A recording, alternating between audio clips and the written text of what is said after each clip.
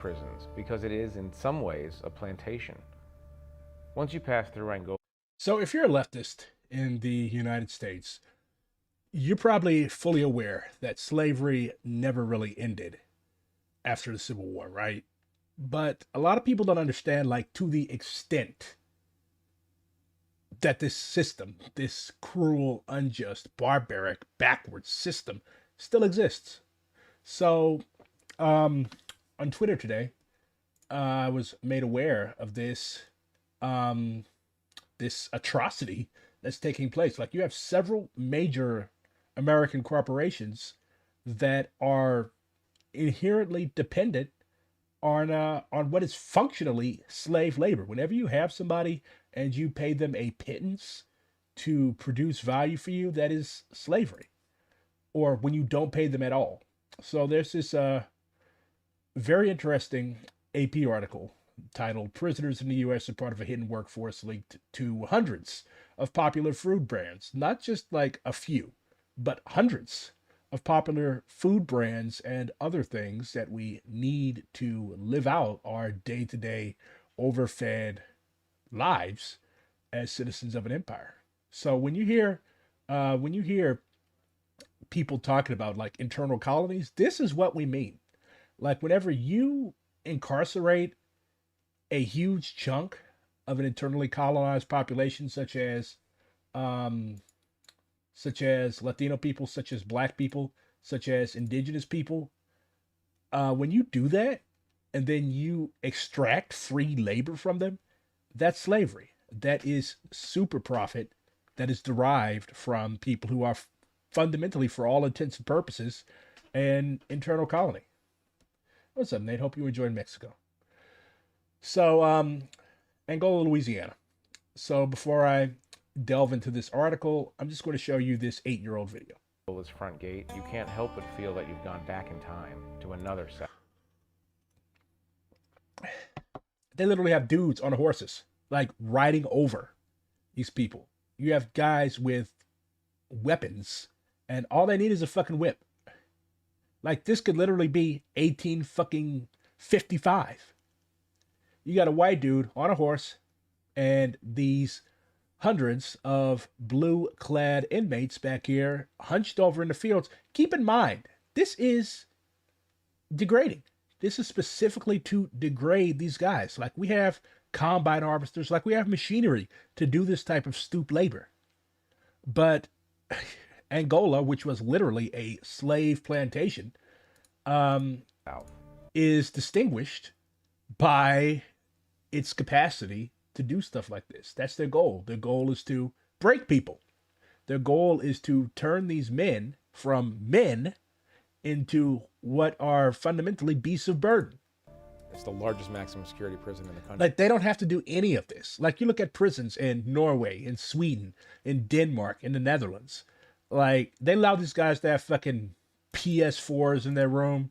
They allow them to literally earn college degrees. I mean, you can do that here in the United States, but I really don't think you can do that when you spend a substantial chunk of your day hunched over in a fucking field. But yeah, this is fucking crazy. Right now, like the only thing that will let you know that you are in the 21st fucking century is the barbed wire in the truck sitting in the middle of the field. There are 6,300 prisoners. The majority are murderers. You have rapists. You have people who've committed assault, drug felonies. How long are you here for? Next 40 years? So this guy's in his fucking 20s and he's going to be stooped over in his fucking field till he's gray in his fucking 60s. What was the charge? 4 counts? Roughly 75% of the... They've even got fucking dogs. When you were on a plantation and you escaped, you marooned, like they would literally send these beasts after you and they would tear you limb from limb. Like these are not cute little puppy dogs for you to play with or to curl up in front of the fireplace. Like these are brutal dogs. The Spanish actually pioneered the use of dogs in the so-called New World to hunt down first indigenous people and then Africans that they brought here to toil in the mines after they had eradicated a substantial chunk of the indigenous population here. This is why not all dogs go to heaven. Police dogs do not go to heaven. But yeah, these beasts, these animals are bred specifically to to hunt down and attack inmates if they misbehave or if they escape. And by misbehave in a prison context, that means basically refuse to be treated as a slave. Angola was also notorious because they had the Black Panther Party 3 there. Hold on, let me pull up. But these guys were basically political prisoners. Like, they were basically forced to live in the hole in Angola, basically a prison within a prison, simply because of their political beliefs. Panther 3. I don't want the fucking movie. Come on, I'm trying to politically educate these people. But there's a whole ass documentary on them. Yeah, the Angola 3 are 3 African-American former prison inmates, Robert Hillary King, Albert Woodfox, and Herman Wallace, who were held for decades in solitary confinement while imprisoned at Louisiana State Penitentiary, also known as Angola Prison. The latter two were indicted in April 1972 for the killing of a prison corrections officer, aka guard. They were convicted in January of 74. Wallace and Woodfox served more than 40 years each in solitary. 40 years! 40 years. If you're 25 years old, that's... Yeah. If you're 20 years old, that's double your lifetime. So, yeah, these guys. So, shitty place to be. Shitty place to live. Prisoners are here serving life sentences without the Salutations, Comrade BRG. So formal. possibility of parole. Louisiana has some of the toughest sentencing laws in the country, and these guys are not going home. For most of its history, Angola has been a fearsome place, but in recent years it's become relatively docile. People credit the Warden Burl Kane, who's this very unlikely character, of devising a way to get Angola under control. I'm Burl Kane. I'm the warden of Louisiana State Penitentiary. This guy literally looks like a fucking old-time slave master. I've been the warden here about 20 and a half years. When you got this job, what did you find when you came up here? There was blood, there was stabbing, there was fighting, and it was totally out of control. It was every man for himself. I realized pretty quick in my career that moral people don't. This guy needs to have he needs to have on one of those like white linen suits and the fucking bolo tie and one of those big ass plantation style hats. Like, that's essentially what this dude is. They call him warden, but they should call him massa. Don't rape, pilfer, and steal. Moral people aren't criminals. And so... Yeah, look, this is a appropriate venue for the residents of Benjamin Netanyahu then. Moral people aren't criminals, so is Benjamin Netanyahu not a criminal? The best thing I could do real quickly was to get this place as He is probably a Klansman. moral as I could, and it would curb the violence. How do you impose morality on a population that is 3/4 murderers serving life sentences without the possibility of parole? Well, the basic thing was they were hopeless. It was hopelessness. With the life sentence, there's no hope you're going to ever get out. And so the moral rehabilitation caused the hope. To learn to work is basic rehabilitation. Many of them never worked in their life. Many of them have never worked in their lives, so it's possible for you to be a black man in America and never work in your life. There's 3 things that are certain for a black person in America: work, death, and taxes. All of these guys have fucking worked. What this fucking Massa Kane is referring to as work is fucking degrading slavery-style stoop labor that has no place in this fucking modern age. That's what he's referring to as work. His intent isn't to morally rehabilitate these people. His intent is to use them as brutes, as beasts of burden, and extract capital from them, extract labor from them. That's Massa Kane's job, just like any old-time plantation owner. This guy doesn't give a fuck about these people. Honestly, he would much rather prefer if he could just have them all taken out and shot. Like, he's already made, in the first few minutes of his interview with this reporter, like, he's already made ridiculous assertions about the worth and, like, life chances of these people. So he can't kill them all, so he just wants to use them as fucking slaves. They just stole. The guy that's driving the $250,000 combine is an inmate making 20 cents an hour. That's meaningful work for them. That's how the fuck is 20 cents an hour meaningful work? I've been here since 2008. I got a second-degree murder charge. What's it like the first day when the prison comes to you and says, okay, now you're working on the farm? Well, then when I first came here, I see the kind of type of work here. I figured like this, I said, that work not gonna be bad, you know. I love doing all work though. You think these guys... But I thought these guys have never worked in their lives, though. This guy has literally said that he loves work. He loves work. Like, do they make white inmates do this shit too? Or do they get fucking medical excuses saying that they'll get sunburned under the hot Louisiana fucking sun?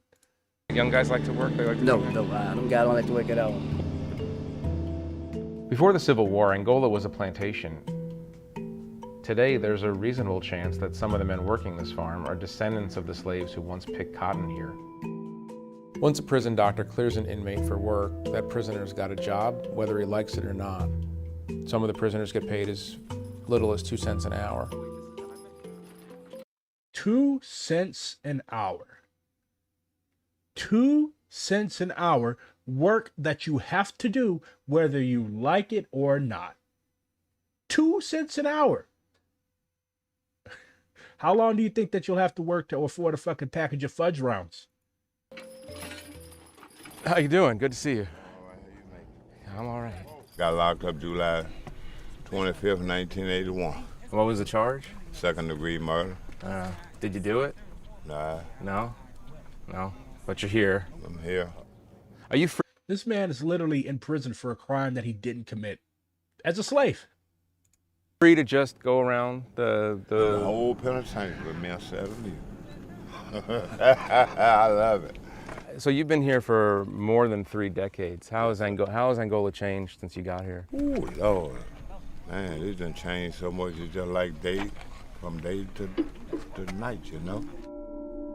Louisiana's harsh sentencing laws mean that most prisoners are here for life, which means Jack brought up a really, really shocking point.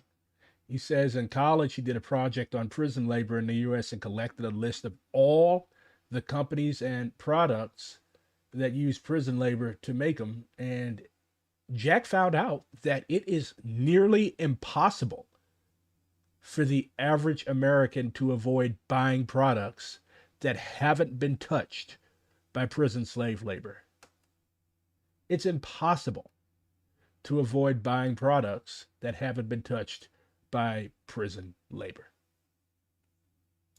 means that Burl Kane had to devise a new system to keep prisoners on the straight and narrow. One of the ways he did this was to Christianize the prison. There are churches everywhere, service. This is a cult. This is a cult slave plantation. How the fuck are you going to build a church in fucking prison? How is that conducive to the spiritual well-being? And then isn't that a violation? Like, you're representative of the state. What if they want a mosque? What if they want a gurdwara? What if they want something other than a church? Are run every day. Hundreds of inmates are now trained as ministers. One of the Christian groups in Angola is called Malachi Dads. These are a group of inmates, Christian inmates, who are training other inmates on how to be fathers to their children who are outside the prison.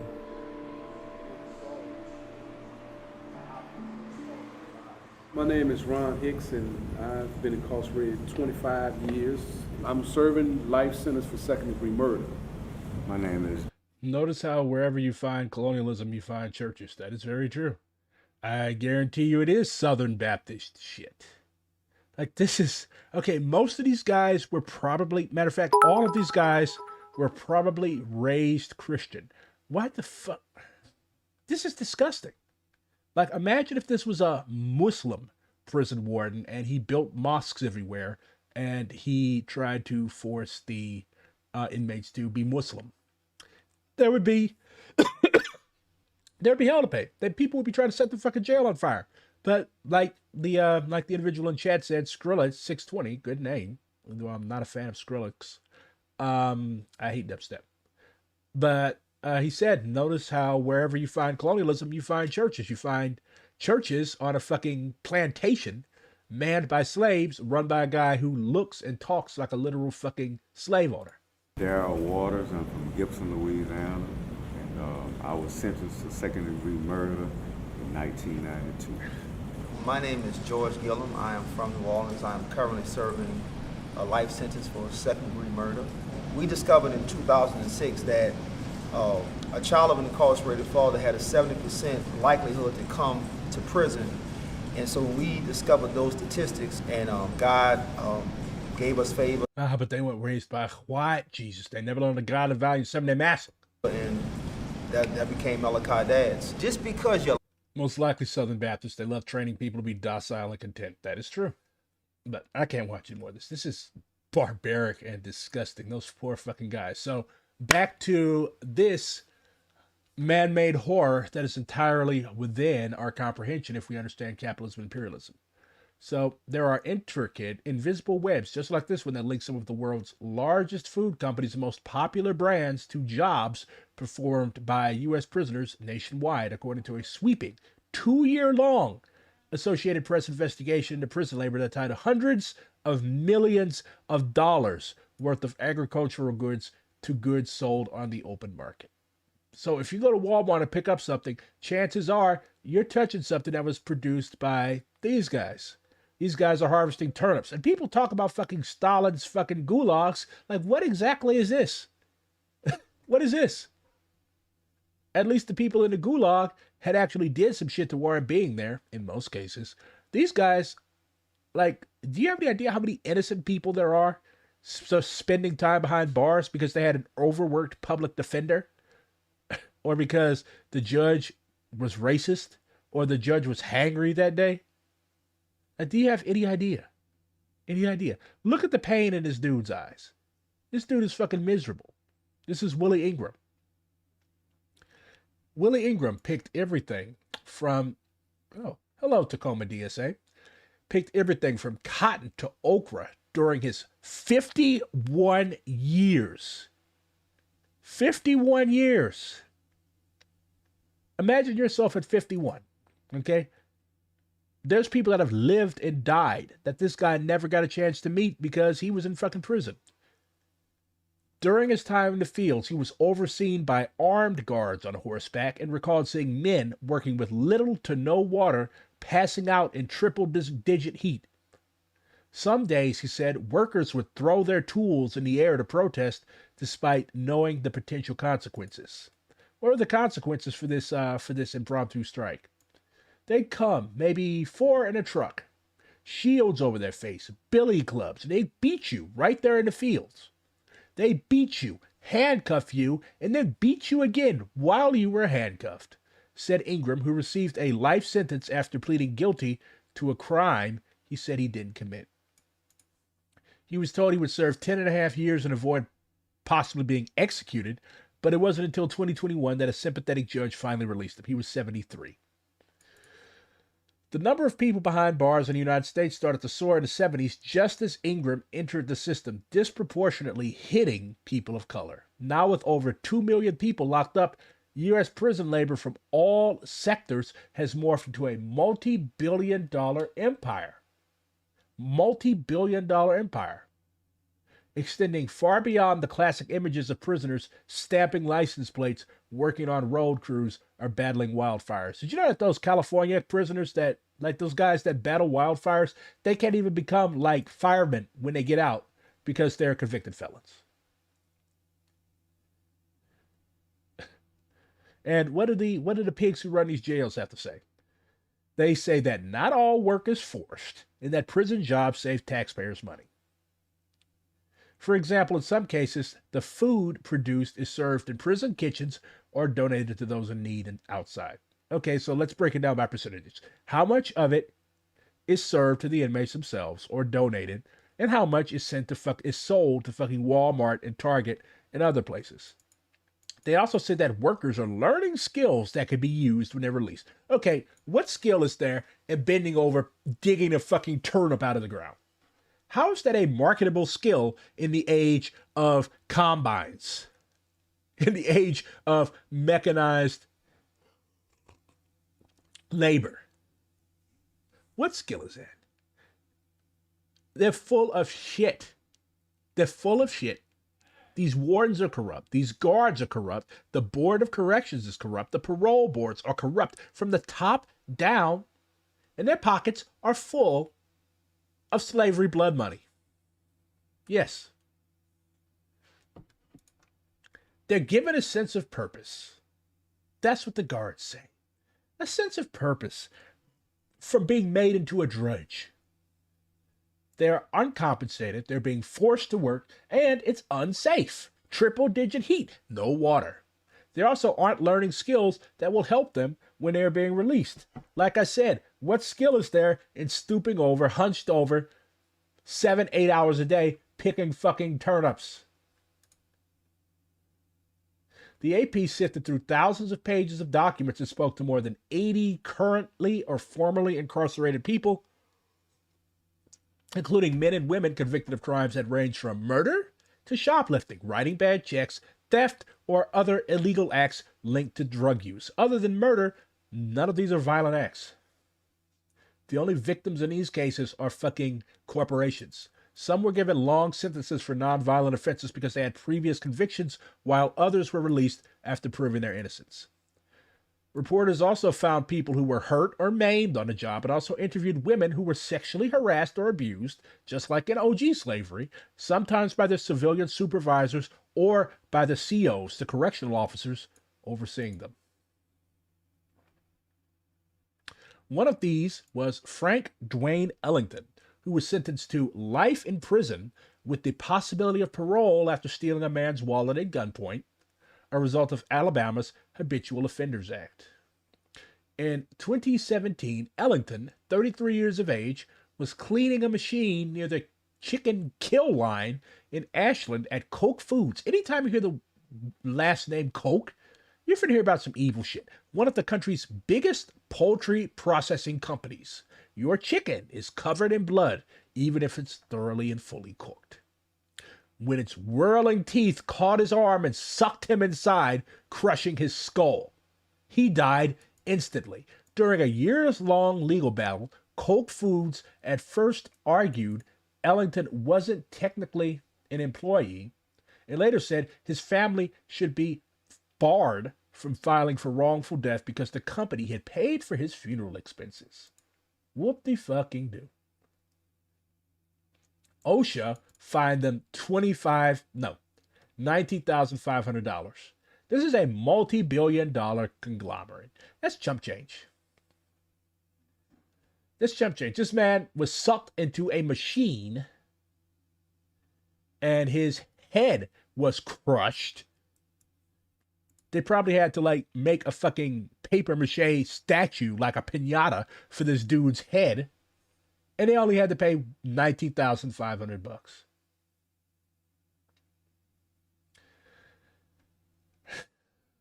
I mean, this shit pisses me off.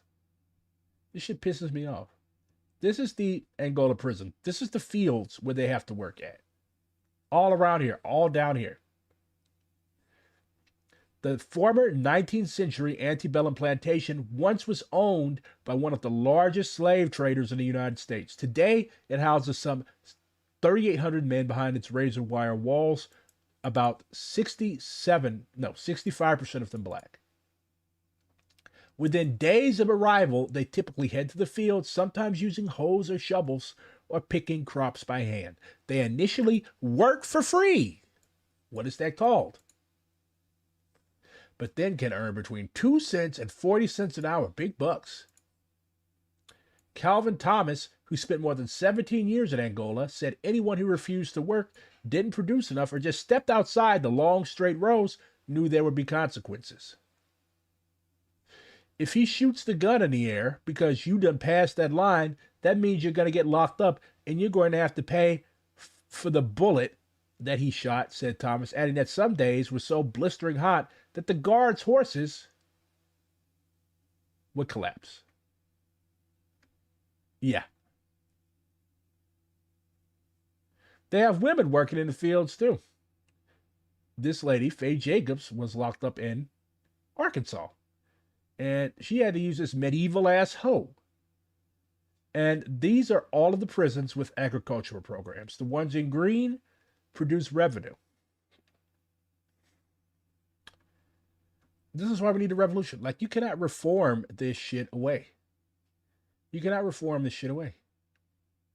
And it gets even worse. They have prisoners that are working on literal slave plantations. One truck pulled into the manicured grounds of a former slave plantation that has been transformed into a popular tourist site and hotel in St. Francisville, Louisiana, where visitors pose for wedding photos under old live oaks draped with Spanish moss. First of all, why the fuck would you get married at a plantation where they had slaves at? Why would you get married at a slavery plantation? What type of person would do that? As a reporter watched a West Feliciana Parish van emblazoned with Sheriff's Transitional Work Program pulled up, two black men hopped out and quickly walked through the restaurant's back door. One said he was there to wash dishes before his boss called him back inside. Slavery has not been abolished, said Curtis Davis, who spent more than 25 years at the penitentiary and is now fighting to change state laws that allow for forced labor in prisons. The only way you can change it is to make revolution. So after having read about this, let's go back to our dystopian documentary. Locked up in prison that does not give you the right to. But it's also a troubling issue. I mean, what if you're a member of another religion? What if you don't want religion? Can you survive and flourish in the system that Burl Kane has created? It's not about religion to get you to go to God right immediately and all that kind of thing. It's not that. It's about changing yourself inside so you're... So this guy's running a literal slave plantation. I literally just described to you how he oversees this atrocious fucking system. And here he is talking idly about God and religion. You're a different human being. The inmates are going to congregate in a group. It can be positive or negative. But I want to create a group they can belong to that's going to be positive, that I have some semblance of control of from a distance. We have now a different kind of gang for God. And it can be any religion, we don't care. What do you say to people? So why don't you build mosques and synagogues and other non-Christian religious institutions on the grounds of your prison? Who say that you're using religion as a form of social control. I'm not. He is. Not using religion, except all I want is the morality in Of course he's a sociopath. He's a fucking prison warden. religion, and I can get morality. Like, do you think good people seek out jobs? Yeah, I'm going to go manage a fucking prison. I'm going to go manage this horrible place. Of course he's a sociopath. You kind of have to be a sociopath. That's like joining the Green Berets.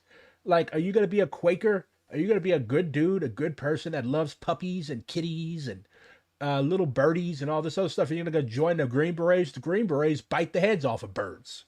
Of course not.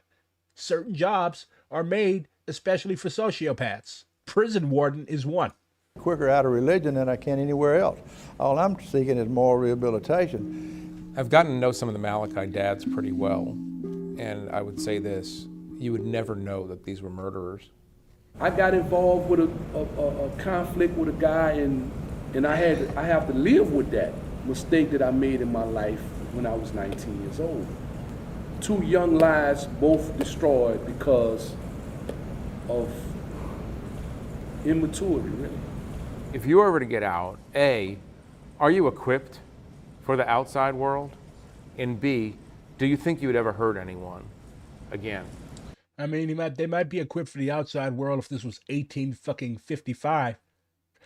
Back in slavery times, they only put white people in prison.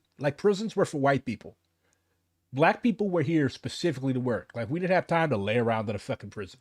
I would be interested as to to see percentages on what number, what percentage of those dudes they have working on the fucking fields like slaves. Do they have white dudes out there? That man or that personality is dead and... Also, greetings, Comrade BRG. Why are you all so formal? We're not at a fucking Central Committee meeting of the Russian Social Democratic Labor Party. No. That person don't even exist anymore in this world. It was a moment in a few token whites. Yeah, they probably make the Italians work in the field. Time that something happened and I reacted in an immature way. Get your ass out there. You're white, though we don't grant you the title of Anglo. Get your ass out there and pick the cotton with the darkish. But God is redeeming. And this country is founded up on the redemptive process. That life that once took a life can save hundreds of lives. Burl Kane The Italians do. That's why we make them work in the field, because they got the melanin to work alongside the blacks. faced a difficult situation in the 1990s. Federal government cut prisoner education funds, and so he needed to do something with these prisoners. He brought in a seminary, and he also started what has turned out to be one of Louisiana's largest vocational institutes. We're in the automotive tech shop where they train a lot of the reentry inmates. These are guys who are going to get out in 5 or 10 years, where they train them in mechanics. Okay, so they've got, I see a few black people, but this looks like mostly what they got the white guys doing. My name is John Sheehan. I've been over the automotive technology school since June 2011. And you're an ASC certified? I'm a master ASC certified technician. And you supervise the whole operation? I supervise the whole operation. These men that are sitting here at the table and working on this car, they are going home. And if I can help change their lives to where they're going to be a father, they're going to be a husband, they're going to be a better son to their mother, then I'm giving back to society. And I feel good about that. And I should point out, because people don't automatically assume this, that you're not... So why don't they, why do they divide? Why do they divide the people that aren't going home and the people that are? A lot of those guys that they have out there in those fields are innocent. So why doesn't everybody get the opportunity to participate in the vocational rehabilitation program? That is a useful fucking skill that they're teaching. Picking fucking turnips and potatoes and okra and cotton, those aren't valuable skills. Why do you think there's so many black people up north? The Great Migration. They ruined so much of the land by planting cotton over again. A lot of that land ended up being fucking useless and ruined. Plus, machinery happened. So why don't they teach everybody this? Pull some of those guys out of the field and put them in the vocational rehab class. Or maybe stop sending so many black men to prison in the first place.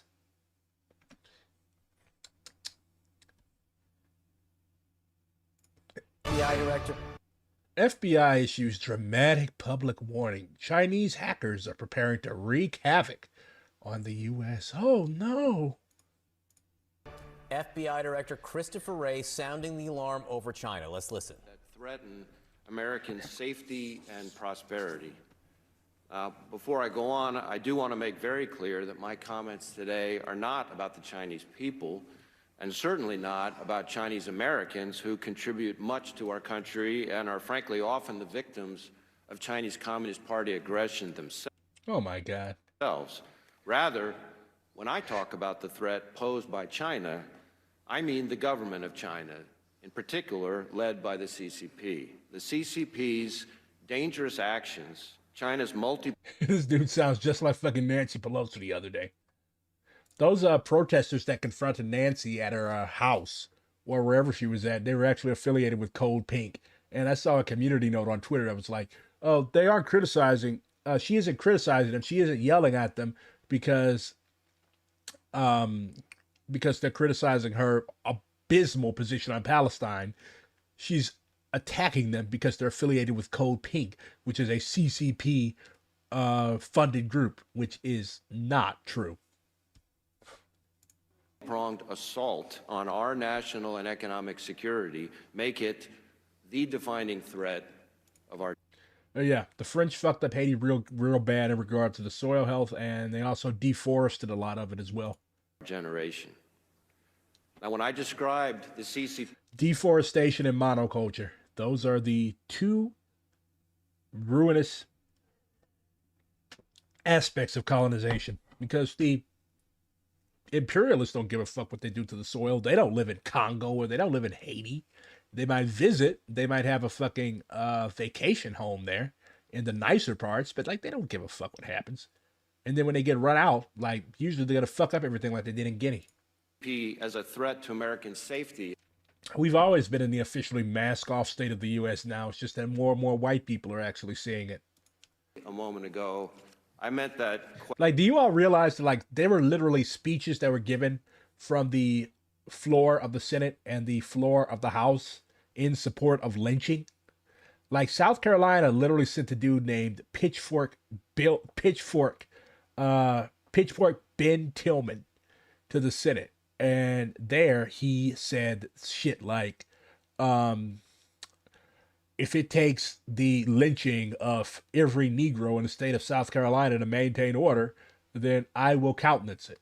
Shit like that. James Vardaman, the Great White Chief, Thaddeus Bilbo, Strom Thurmond. Like, we've had some really, really heinous assholes there, except instead of Palestinians, which most of these fucking hillbillies didn't even know that Palestinians existed, like, black people took the place of Palestinians.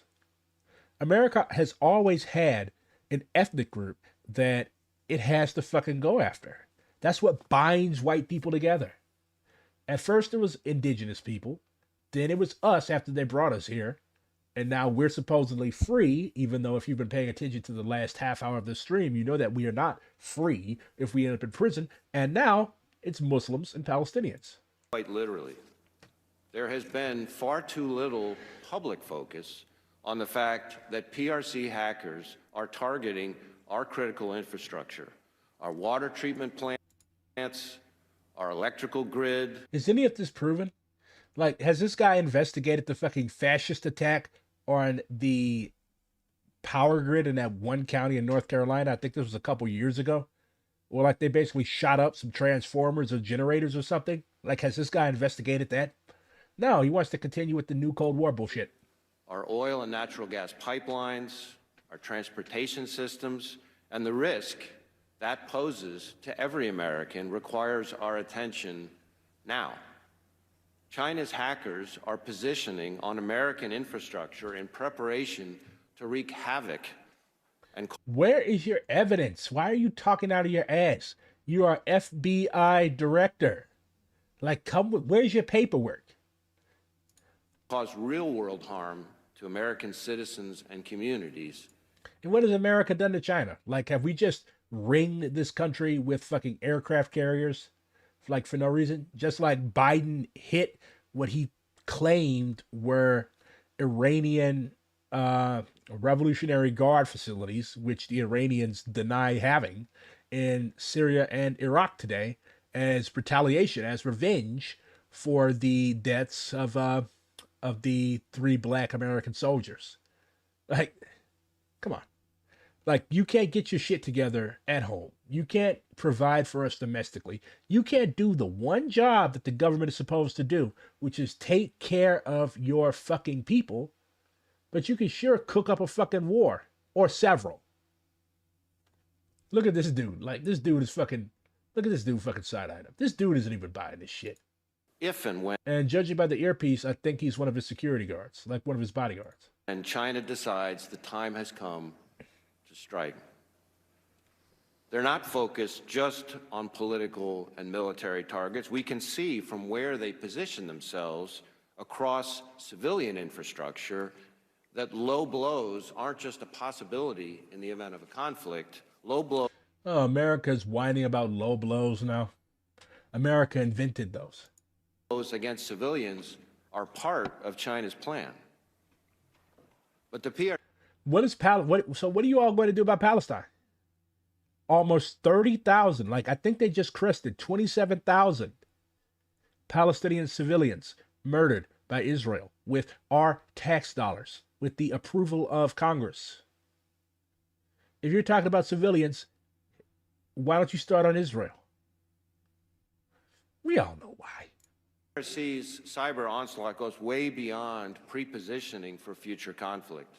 Yeah, like, this guy just sounds like he's mad because China doesn't let American spies roam in their country and do all of the shit that he's accusing the Chinese of trying to do. Today, and literally every day, they're actively attacking our economic security, engaging in wholesale theft of our innovation and our personal and corporate data. Nor is cyber the only PRC threat we face. The PRC cyber threat is made vastly more dangerous by the way they knit cyber into a whole-of-government campaign against us. They recruit human sources to target our businesses, using insiders to steal the same kinds of innovation and data that their hackers are targeting, while also engaging in corporate deception, hiding Beijing's hand in transactions, joint ventures, and investments to do the same. I'm sorry. This is the FBI director. This guy holds state power, and he sounds like a fucking tinfoil hat conspiracy theorist. Like, where is the evidence of any of this? If the Chinese come and they have the opportunity to grill this guy, like, they're going to come with reams and reams and reams of files this thick about all the American spies that they've caught over there. Am I denying that there's Chinese spies in the United States? Of course not. That's what countries do. They spy on each other. Shit, we've probably got fucking British spies in the United States.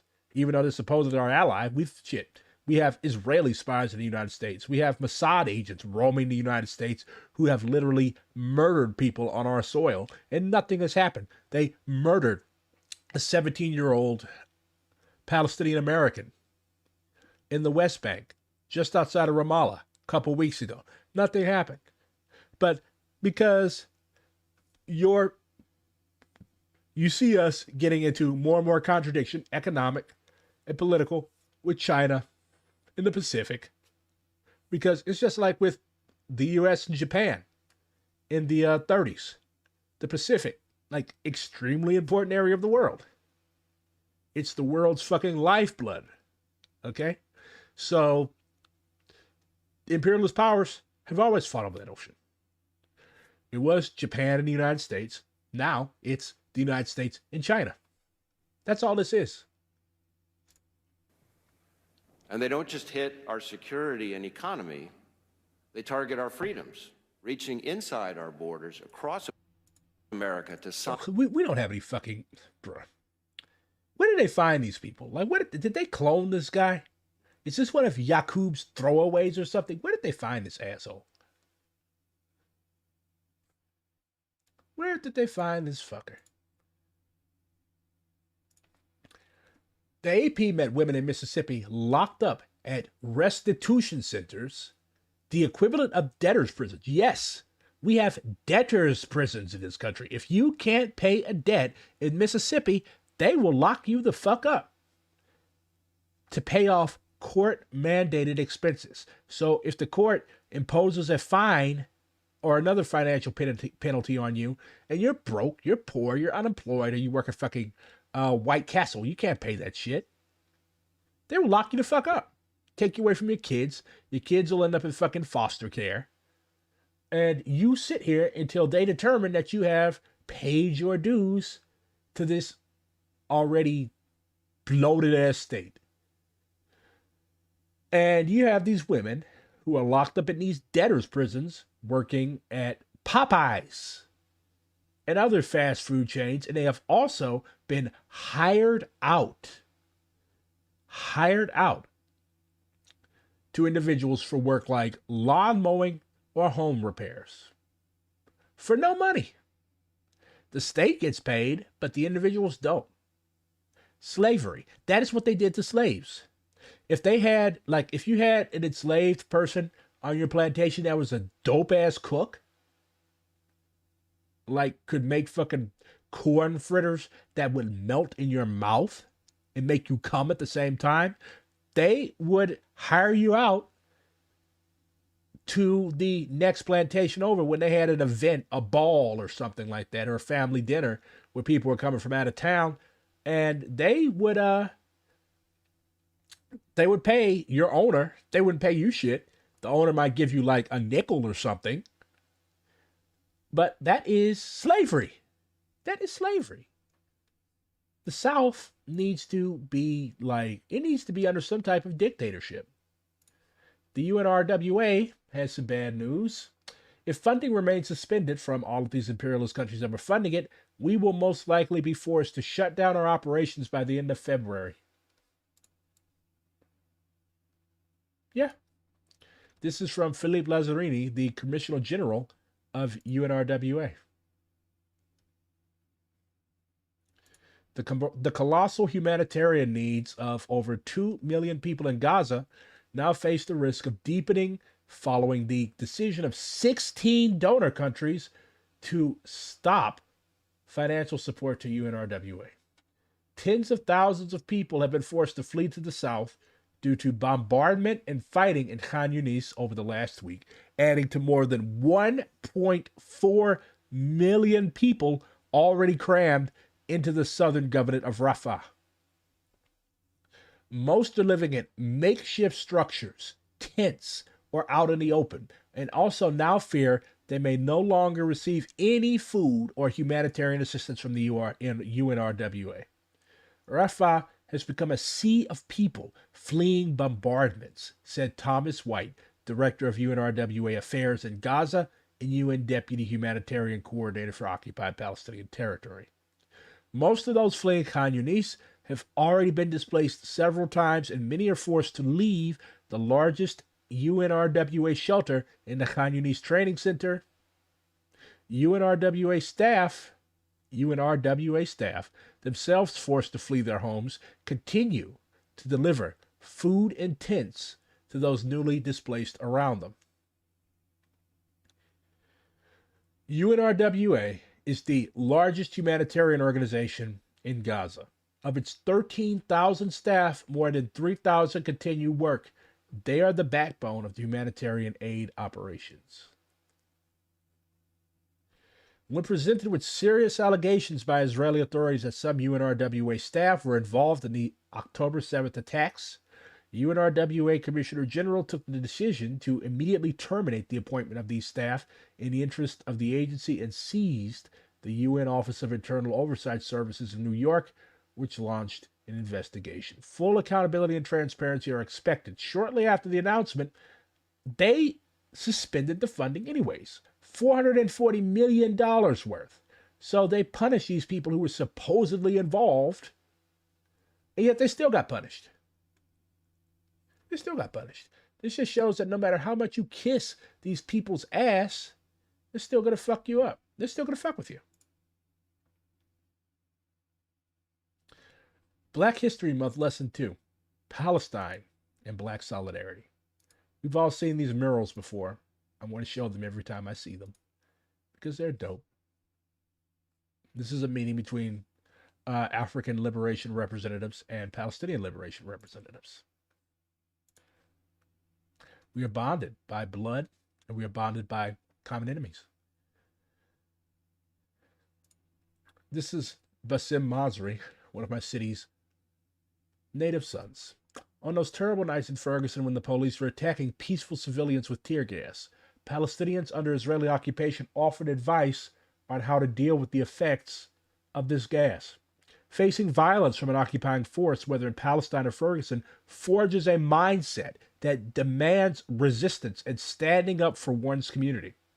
When the police used military tanks and checkpoints to imprison the residents of Ferguson, I was reminded of life in the West Bank, where I saw the Israeli military use the same tactics of repression.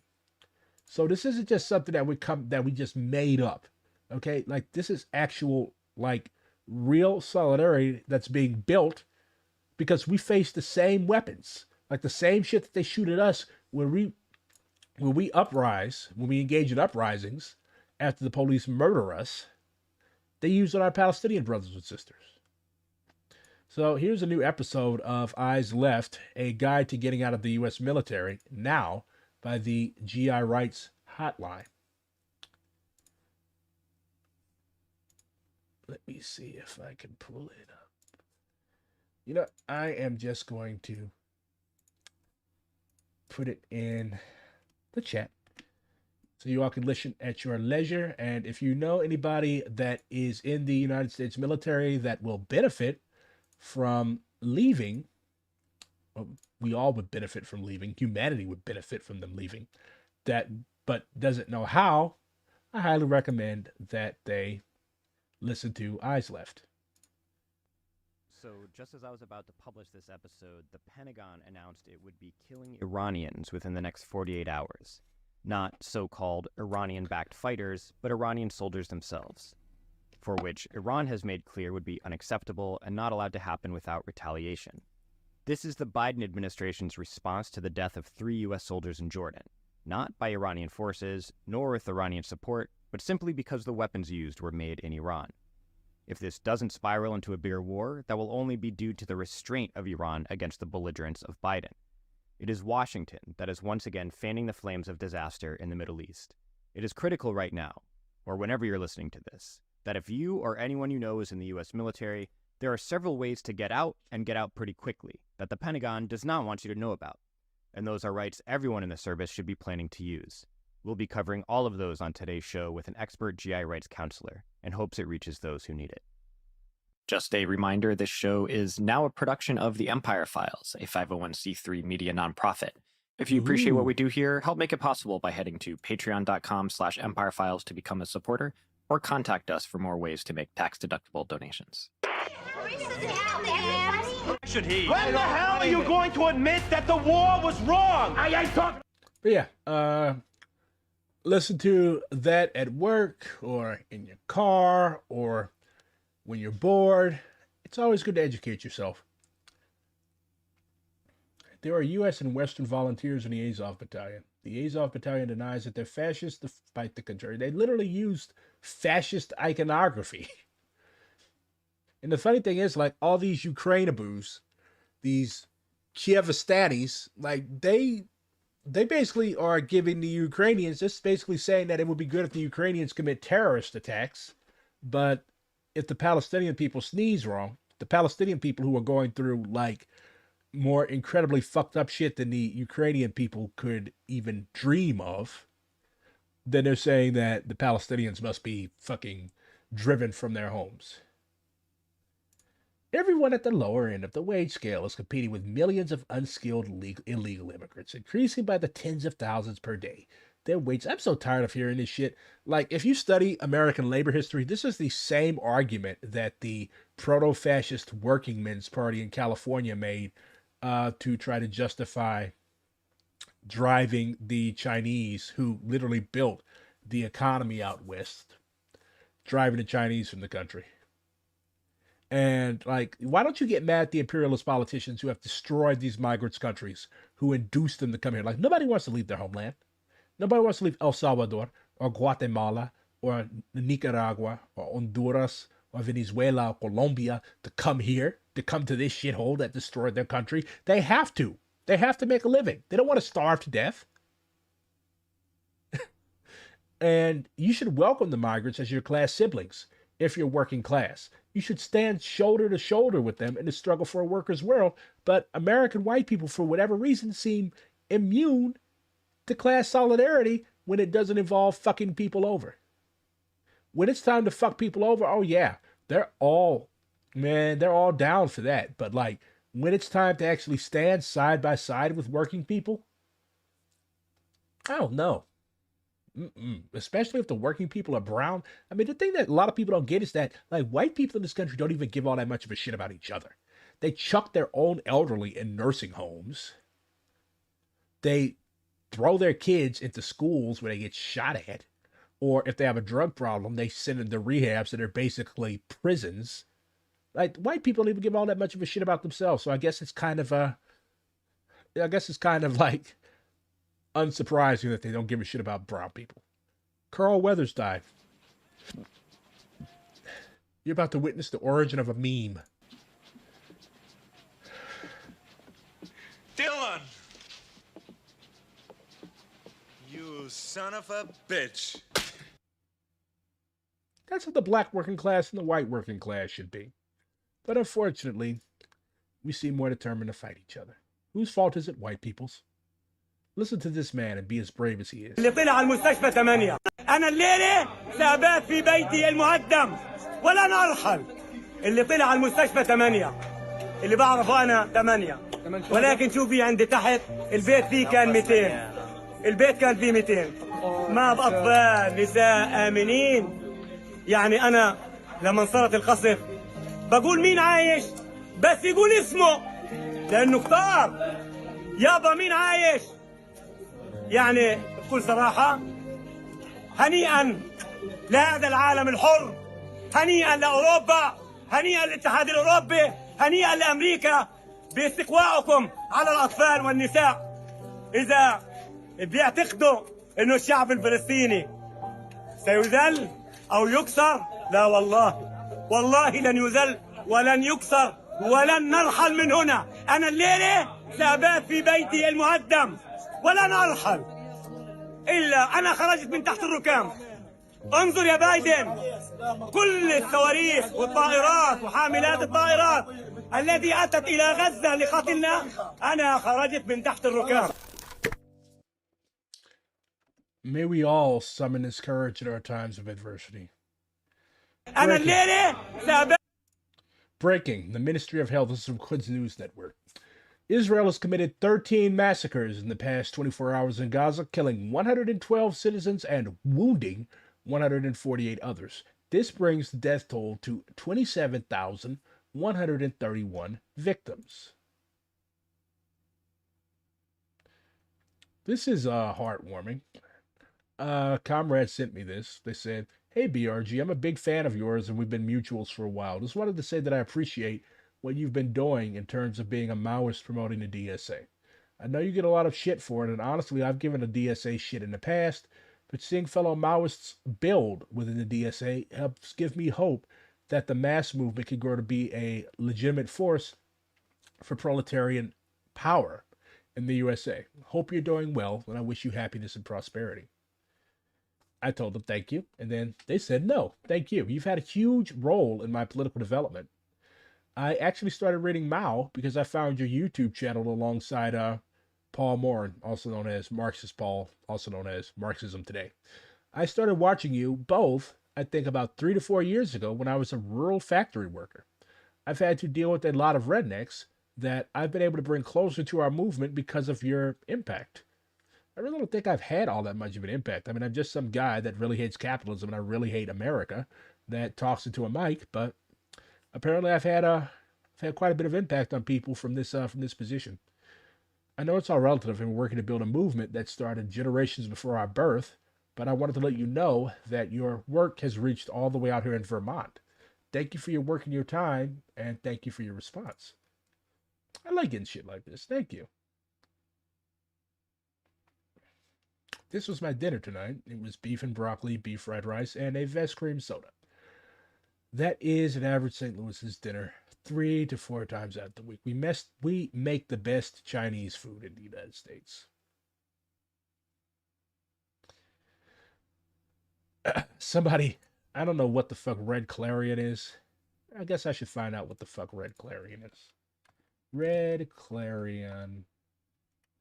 Death to the UAW.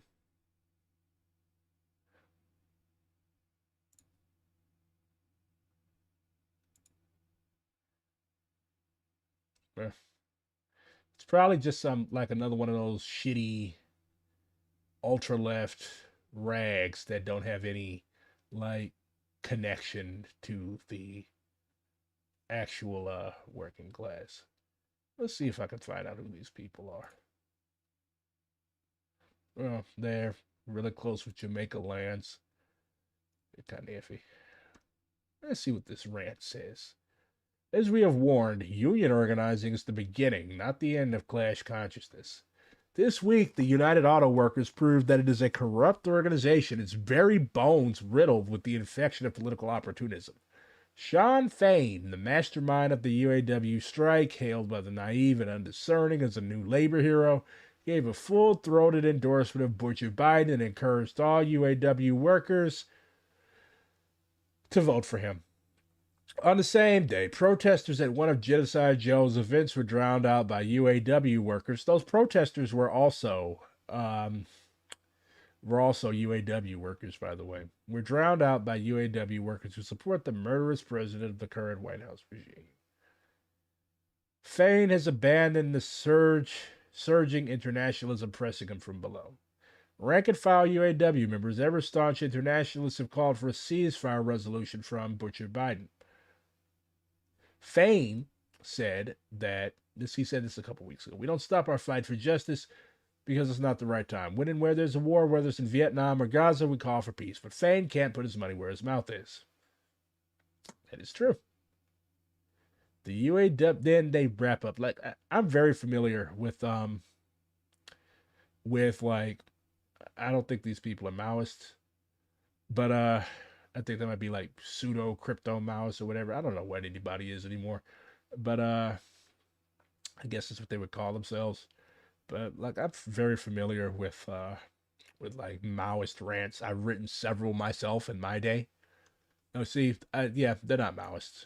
They probably call themselves anti-revisionist Maoists or something, but search the glossary of Marxism and Leninism, so no self-respecting Maoist would just hack off the Maoism. The UAW membership must kill the beast and forge a new future. My question is, like, what connection do these people have? Do these people have UAW members amongst them? Like, have they ever gone to a UAW event? Like, they've literally, look at this. They've defaced the UAW symbol. They put a fucking fascist Soldenrad, fucking black sun in it. Like, bruh, it's just embarrassing. It's just embarrassing. I think these people are like third worlders or some shit like that. But whatever it is, it's fucking goofy. I love Sakai, but I'm not a third worldist because people like this exist. Death to the, like, what exactly is the course of action? What exactly is the course of action? What do you think we should do? Like, should we just write bullshit like this? Unity struggle, unity press. But yeah. But my response to all of this is that, like, yeah, this comes like shit like this. Death to the UAW. It comes from being disconnected from the people in their movement. Yes, fuck Sean Fain for his spinelessness and scabbing on the Palestinian people. But there are also thousands of UAW members who oppose his endorsement of Biden and stand with Palestine. And also, it's like unions, huge unions like the UAW, are still a key tool of struggle. The thing is for communist rank and file to continue to organize and assert themselves. Death to the UAW is a ridiculous, stupid, nihilistic, and monstrously ultra-left slogan.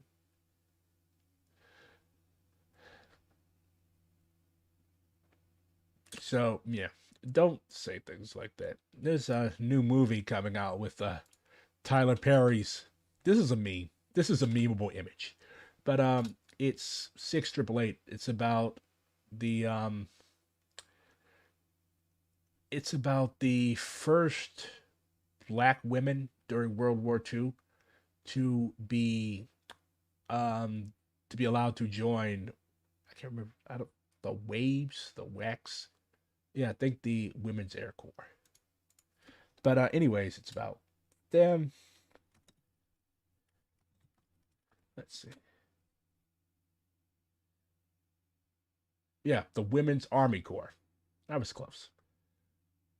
But Tyler Perry's doing a movie on it. And, like, I'm a big World War II buff, even though I didn't know what unit these women were in. But this is recruitment propaganda. Like, we see all the shit that's taking place, right?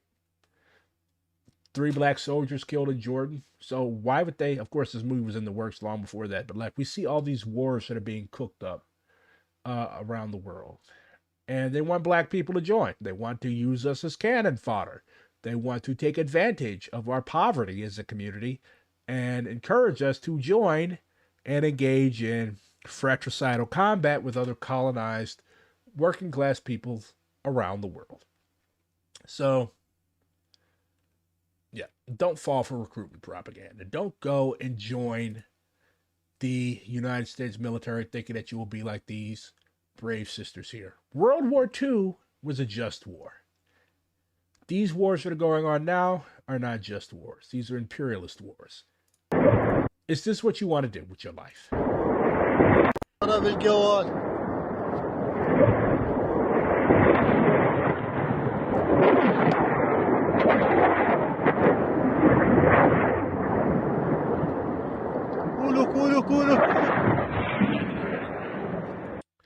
Is that what you want to do with your life? Is that what you want to do? Is that what you want to cause? Is that what you want to engage in? It's about as useful as becoming a cop. NYPD, KKK, IDF, we all the same. I get it, Cole. There you go, right there, right on top. You want to be ignorant like this fellow, Sergeant Worley, badge number 5477 from the NYPD Police Strategic Response Group? Go ahead, be my guest. When shit like this happens to you, when shit like this happens to you, don't come crying. Fox News alert on this Wednesday morning. The House. Look at this insane video. A group of migrants in New York City are arrested after attack. So they've got this kid on the ground here. They've got this dude on the ground, both of them. And these guys are jumping in to save their buddy. Attacking NYPD officers in Times Square. 5 were arrested and 4 are already released without bail. All right, the brawl started when 2 officers were trying to break up a rowdy crowd near a migrant shelter on 42nd Street. While arresting one of the men, the others... Honestly, grant these people automatic citizenship. Grant them immediate citizenship. Like, this is the most American shit you can do. America was founded by literally fighting the cops, aka the British. Like, grant these guys immediate citizenship. The People's Army needs fresh blood.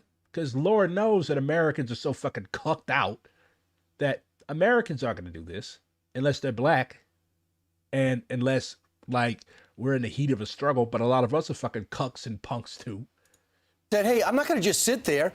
No, grant all of them immediate citizenship. Why? Because it pisses these talking heads at Fox News off. Because it pisses reactionary-ass white people off.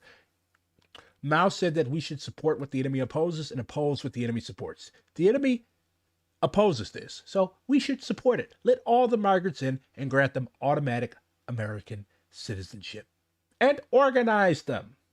I'll jump in. I'll start kicking the gate of the incident. Come to New York City. This makes my dick hard. Since, in the last year and a half. 172,000, 67,000 are currently in shelters. Obviously, if these guys were over by the migrant shelter, you can connect the dots. They were probably living there. Wham, wham, wham, wham, wham. I hope they attack fucking Fox News headquarters next.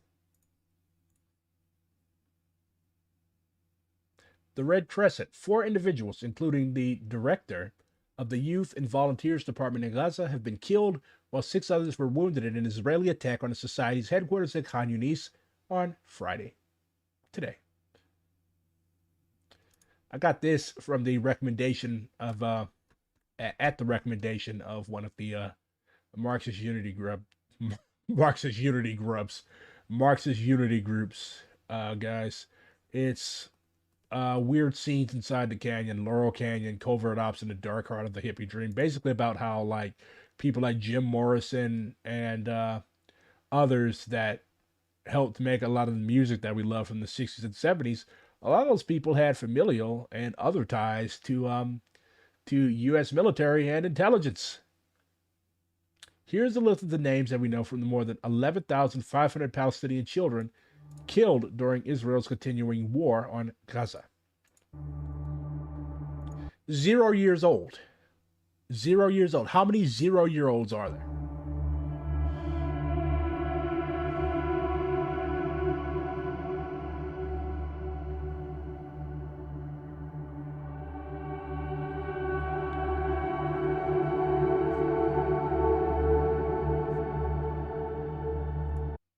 So we're 20 minutes in and they're still on the 0-year-olds.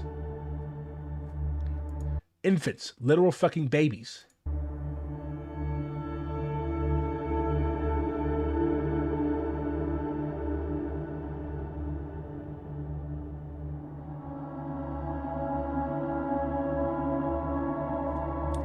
Now we're on the 1-year-olds.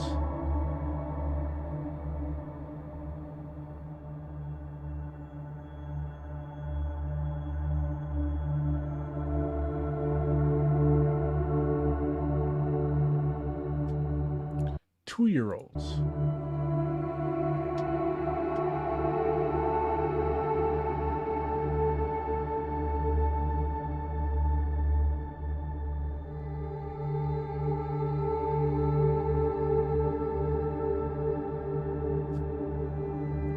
This is a 7-minute long video, by the way.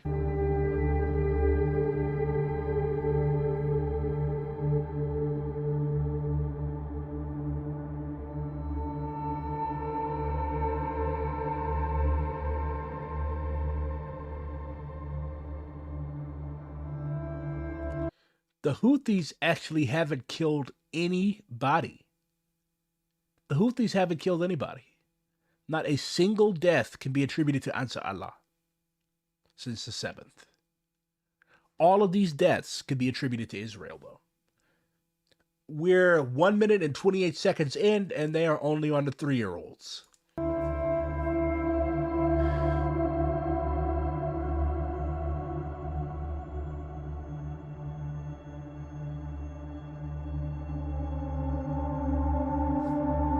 Now we're on the 4-year-olds. I can't even read all of these names because they're coming so fast.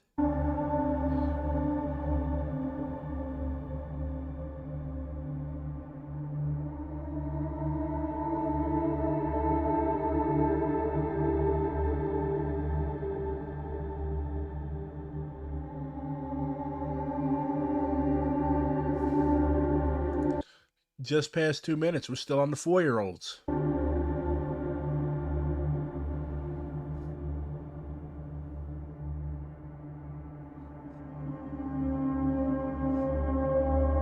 Five-year-olds.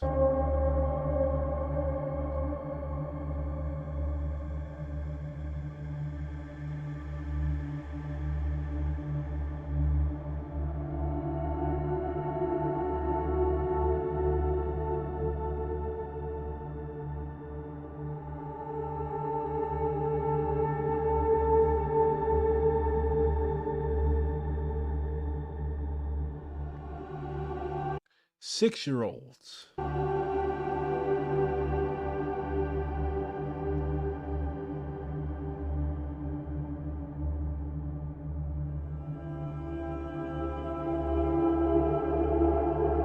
And the video isn't even halfway done.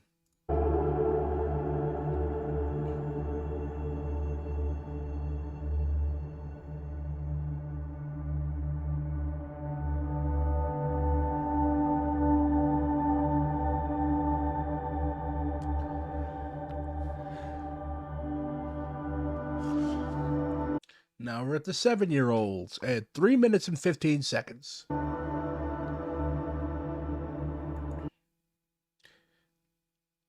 All murdered by Israel. All murdered by Israel. If any other state had murdered this many children, like, they would be under the fucking ground. Now, there would be nothing but rubble and ruins for their crimes, for what they've done. This is just atrocious. Like, I'm rarely speechless, but I'm speechless.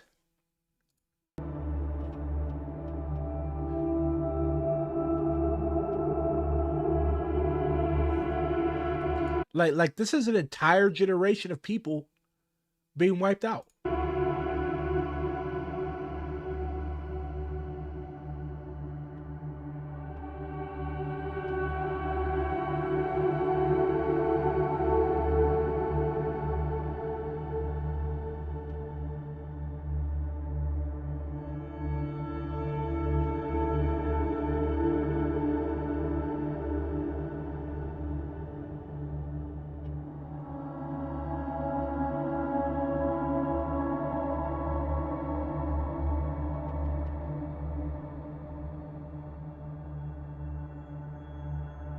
We're not even at 5 minutes yet.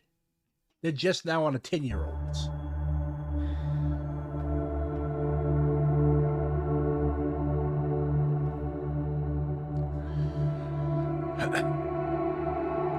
But AOC and Biden and these other fucking imbeciles refuse to call this a genocide. What else do you call 7 minutes and 4 seconds of dead fucking kids?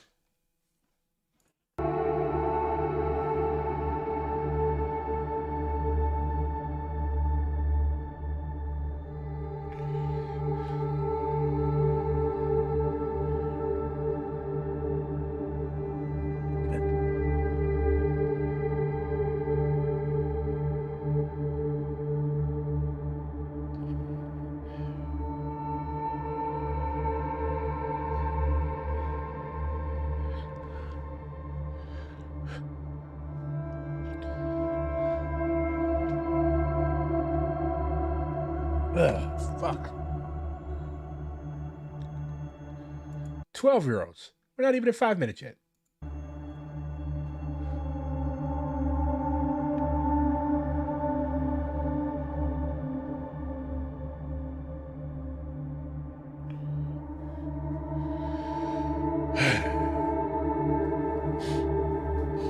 Mm.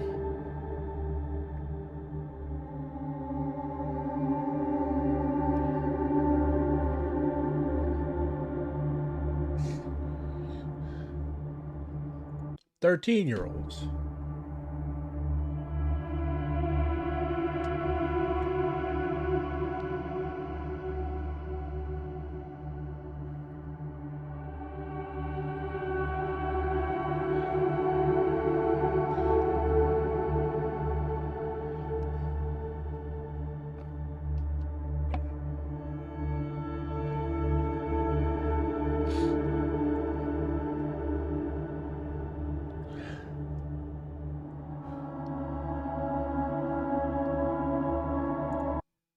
Well, for one, my eyes are dry, and yes, I am watching a fucking credit reel of dead kids.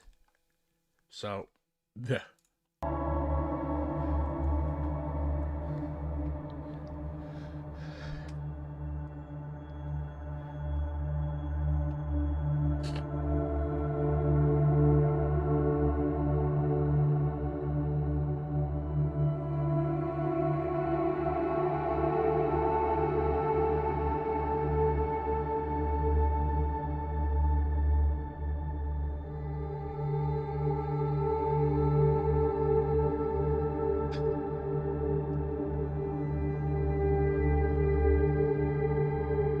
I mean, if you can't watch 7 minutes and 4 seconds of dead children's names being like scrolled in front of your eyes, like there's something wrong with you. You're a sociopath.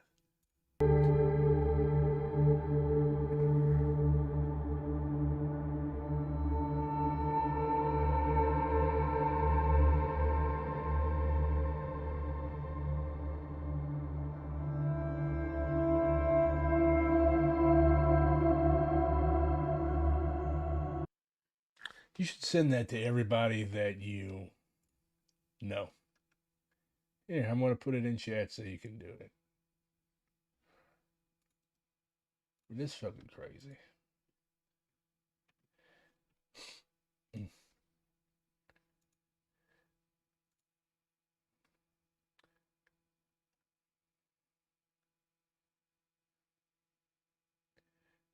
How do you follow that? How do you follow that? You guys ever heard of Steriwave, a nasal photo disinfectant that kills COVID on contact? She's responding to this. The way singers are just raw dogging COVID on the regular as we're thinking two things. Like, these people have, like these politicians, these multi-millionaire, billionaire athletes and musicians, they literally have shit that could kill COVID on contact. And yeah, you can't live like them. Don't try to do what they do. Dutch police attacked Palestinian solidarity activists in The Hague in the Netherlands as about 100 protested at the central station against Israel's ongoing war of extermination against Gaza. Footage shows the police violently dispersing protesters shouting ceasefire slogans. Hey! Hey! I thought the Dutch were so progressive, though. Guess not. It is now day 9 of Israelis protesting. They're protesting and blocking humanitarian aid from entering Gaza. So we just saw that huge fucking reel, 7 minutes and 4 seconds long, of dead children. And this is why a lot of these kids are dying. Because these assholes show up when humanitarian aid is about to be delivered to Gaza, and they do this.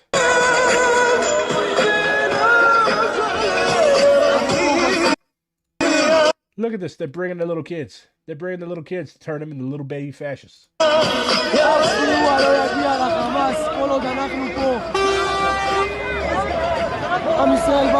Honestly, if there's any time that you should run over protesters, it's when they're trying to stop little kids from getting food to eat. KKK, IDF, APD. It's all the same. Massive clashes erupt between students and police forces in Athens, Greece, during protests against government plans to privatize universities. Video footage captures students hitting riot police helmets with red flags, while tear gas was deployed and batons were used to disperse protesters. Several arrests were made. For the past week, students have been protesting against right-wing Prime Minister Kyriakos Mitsotakis, hey, I didn't butcher that, who is pushing through several pieces of legislation to legalize private universities for the first time. Naturally, the Greeks don't want this, because many of these people have studied in the United States and they know what private universities are about. They are money sinks. The students fear this move would jeopardize the public education sector, which is already struggling with funding problems. Protesters were seen holding banners reading, "No to the privatization of public education." These privatization proposals coincide with the time when Greece is grappling with the cost of living crisis, leading to a significant portion of the population having to reduce spending on essential goods, as indicated by recent polls. If it's one people you do not fuck with, if it's one people that you can rely on to riot, it's the Greeks.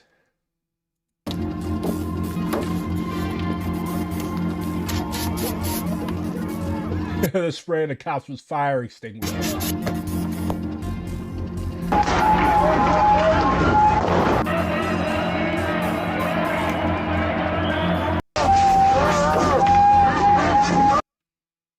Empire Files made a video talking to random Israelis.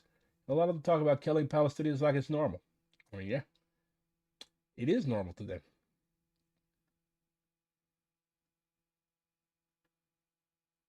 OnlyFans owner Leonid Redvinsky has reportedly pledged $11 million to AIPAC after showing up in internal documents, according to Rolling Stone. Did you guys know that he gets a cut out of like every dime that creators who work with OnlyFans make? Yeah, he's basically the world's biggest pimp. New, January 9th, 2021, Stop the Steal protest in San Diego hijacked by the Proud Boys, of police body cam shows. Remember the Proud Boys? The 2010s and the early 2020s were a very good time to be a Maoist full of piss and vinegar. Dessalines. Jean-Jacques Dessalines developed the first flag of Haiti by taking a French flag and tearing the white part out of it, and then he wrote Liberté ou la mort, liberty or death, on it. The blue represents the African majority, and the red represents the mixed race people who were known as Jean Nicolas. Then he made history. People walk around talking about what's good for America, later for America, fuck America. What's good for black people? Kwame Ture. Happy Black History Month. There's also a new Communist Party in Canada, and they've released their program. It was written, debated, and adopted in 23. It was released on the last day of January 2024. I guess this is their contribution to Black History Month. I don't know if there's any black people involved in the formation of this thing because they're super secret clandestine. But honestly, I'm not a hater. I wish them well. If they're able to establish a revolution in Canada and organize a revolution in Canada, all power to them. But yeah, Maoists project a lot of hater energy, and I'm frankly sick of it. So, what are the four major contradictions according to this new Communist Party? The three main relationships and contradictions in the world today are as follows. A, between the imperialists themselves, which means the struggle for the redivision of the world is always in motion, albeit to varying degrees. B, between imperialist countries and oppressed countries, which means imperialist exploitation and oppression and the struggle for self-determination and independent national development. And C, between the bourgeoisie and the proletariat in each country, which means class struggle and the potential for socialist revolution. So they talk about Canada, they talk about the nations of Canada. They say that Canada is not a nation state, which is true. Neither is America.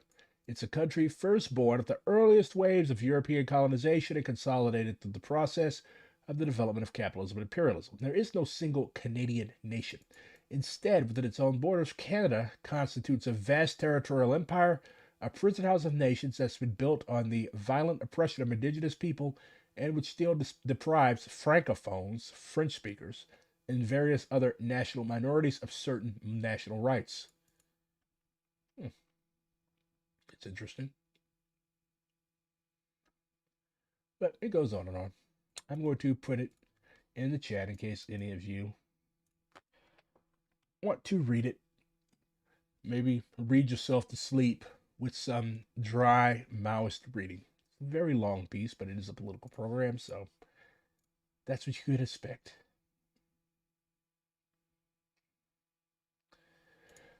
Black man was holding sandwiches and keys when an Ohio deputy fatally shot him, prosecutor says.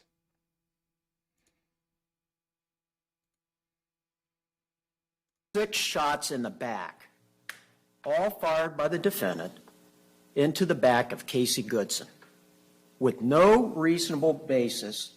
Mr. Schroyer just told you that Casey Goodson wasn't a threat on December 4th, 2020. Now, his own witnesses are going to tell you differently. The special prosecutor, Gary Schroyer, says Goodson went to the dentist, picked up Subway sandwiches for his family, then he heads home. He says Goodson and Meade first made contact at an intersection minutes away from his home on Estates Place. Goodson drives to his house, parking in the wrong direction and heading to the side door like he always does. Schroyer said Meade follows, and as Goodson walked through the door, all the shots passed through the storm door. So this pig, this cop, this beast in uniform follows this black man home, gets in, shuts the screen door, thinking that he's reached safety, and this cop pulls a service weapon and shoots him several times in the back. Breaking the glass with 3 shots, passing through that metal mesh, one striking the top of the frame. He says Goodson was found palms down, AirPods in his ears, sandwiches on the ground, and a handgun, which he was licensed to carry, also fell out of its holster. Defense attorney Caitlin Stevens says Meade has a different account of this day. She says he was on a Who gives a fuck what the pig thinks? Take him out and fry him like bacon. separate mission with the U.S. Marshals in the area when he saw Goodson waving his gun around in the car. She says Meade saw a threat and radioed the other law Is that illegal, though? It's not illegal to wave your gun around in the car. enforcement to alert them, then followed Goodson. He is screaming at the gunman, "Drop your weapon." He's announcing his police He had AirPods in, you mong. presence. The gunman never drops the weapon. Instead, as that The gunman, the guy at his own house, with Subway sandwiches and AirPods on, going about his daily routine. God damn this country, man. gunman is trying to get into this house, he turns and points a weapon at Jason, and in that split second, Jason believes he's going to be shot because he sees the gun point at him for a second time, and Jason shoots. Stevens. Oh, go to hell, you fucking cow. He's pleaded not guilty to murder and reckless homicide. I hope they fucking execute his ass. If the state does it, then I hope the fucking... He'll get his fucking comeuppance. The people grow tired. Day 13, the first human received an implant from Neuralink today, and it's recovering well. Initial results show promising neuron spike detection. Honestly, I want to let that boy put shit in me so I can come out looking like this. Actually, it's kind of a glow up. It makes me look like a demigod. don't know what the fuck this, he's a minor, okay? This guy was, he was arrested on January 6th, 1932. He was arrested in Pittsburgh, Pennsylvania. His an alias was Mike Stadovich. His crime, communist. He's a minor. He's 5'7", a short king, 150 pounds. Dark chestnut hair, brown, medium build. Kind of dressed like me.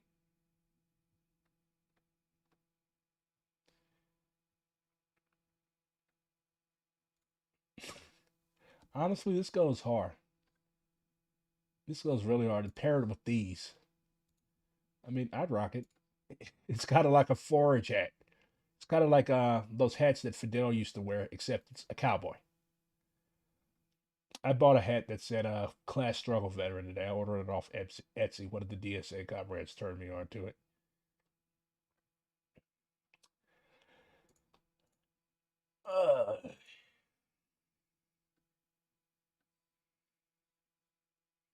I'm glad you quit your shitty job, Nate.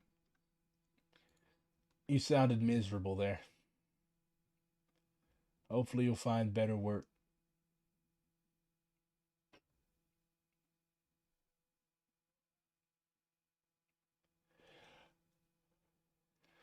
He's a grown man. He's a rat. Rat boy, smack boy. Look at him. Did I say don't play with me? Look at him. Look at him. Rat. Look at him. Look at him, y'all. Why do people be recording themselves, or have people record them doing that dumb shit? Why would you record yourself smacking, beating the fuck out of somebody? That's dumb.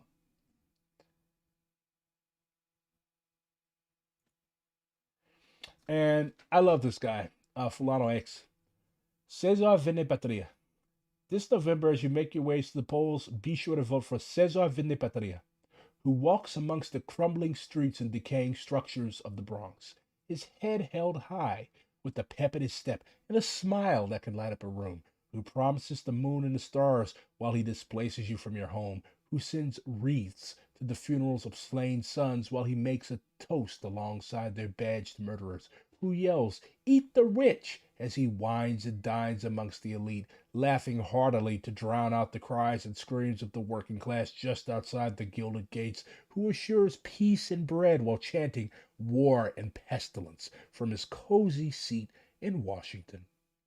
A man of the people who pockets money from foreign lobbyists, who atop his head bears 5 crowns, and on his fingers are adorned 10 rings. He who stands atop the ashes of scorched buildings and frozen corpses, who tells us all is well as he builds towers of wealth along the riverside. Blessed are you, O native son, for it is in you that we, your humble constituents, have placed our votes and our trust. Lead us to a brighter tomorrow.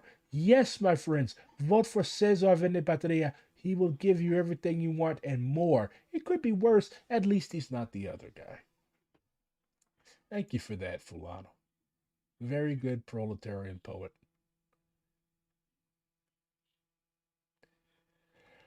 And for that,